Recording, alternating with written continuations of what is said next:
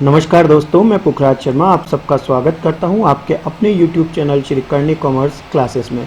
दोस्तों, आज हम एक बहुत बड़े इंटरनेशनल ऑर्गेनाइजेशन के बारे में कंटेंट को जानेंगे और उसका नाम है यूएनईपी। जी हाँ, यूनाइटेड नेशन एनवायरनमेंट प्रोग्राम। हम सब जानते हैं यूनाइटेड नेशन ऑर्गेनाइजेशन की ये एजेंसी जो एनवायरनमेंट सेक्टर में बहुत बड़ा रोल प्ले कर रही है, जिसका कि आज के हम ये कह सकते हैं यूपीएससी बेस्ड जो प्रश्न बनते हैं वो आजकल एनवायरनमेंट और बायोडाइवर्सिटी के ज़्यादा बनते हैं, और इसलिए आपको यूएनईपी को जानना बहुत ज़रूरी है।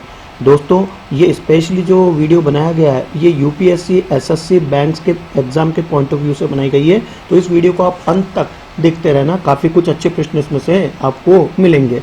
जी हाँ, यूएनईपी जिसका फुल फॉर्म है यूनाइटेड नेशन एनवायरनमेंट प्रोग्राम, और जैसा कि आपको हमारे होम पेज के अंदर इस यूएनईपी की हेड नज़र आ रही है जिनका नाम इंजर एंडरसन है, जो कि एक वी कैन से डेनमार्क के इकोनॉमिस्ट है, और ये जो डचिश इकोनॉमिस्ट है वो अभी यूएनईपी की हेड है। यूएनईपी जिसकी स्थापना 1972 में हुई और जिसका हेडक्वार्टर केनिया की राजधानी नैरोबी में स्थित है, और कई बार आपसे एब्रिविएशन में यूएनईपी पूछा जाता है, यूनाइटेड नेशन एनवायरनमेंट प्रोग्राम, और उसमें ये पूछा जाता है ई किसको रिप्रेजेंट करता है, तो ई एनवायरनमेंट को करता है। और वर्तमान में इसके जो डायरेक्टर है वो इंजर एंडरसन है, इंजर एंडरसन।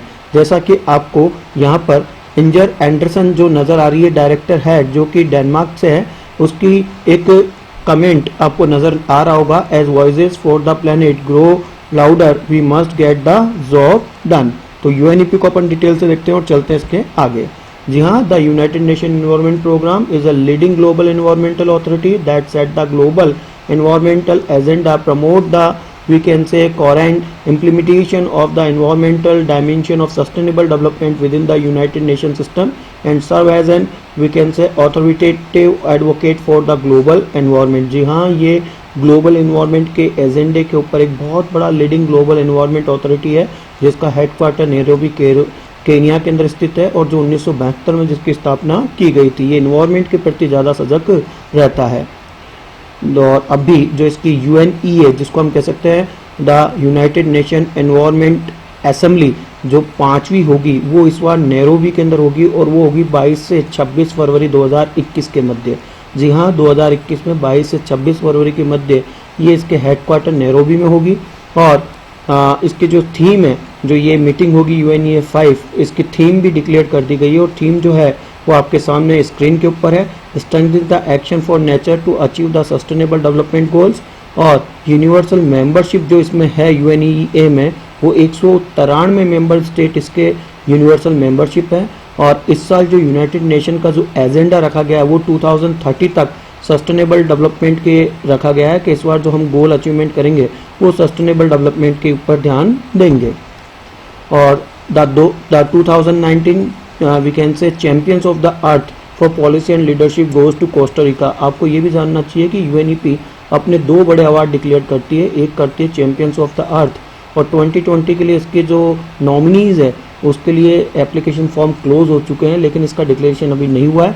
लेकिन 2019 में पिछली बार कोस्टा रिका के लीडरशिप को ये दिया गया था award, and as it's battle to preserve the biodiversity, Costa Rica has emerged as a global leader in sustainability, green development and clean energy, and the Central American nation is also moving toward the carbon neutrality faster than other country and plan to phase out the fossil fuels, and through the new policy and incentives it has pledged to achieve a zero net emission economy by the 2050। जी हाँ, ये जो हम कह सकते हैं जो America का north central America का ये जो नेशन है जिसका नाम कोस्टा रिका है, जिसको पिछली बार 2019 का champions of the earth award दिया गया था, जो कि बायोडाइवर्सिटी को प्रिजर्व करने के लिए काफ़ी ज़्यादा योगदान दे रहा है, और इसने 2050 तक जीरो नेट एमिशंस इकोनॉमी का भी जो है वो प्लान कर रखा है।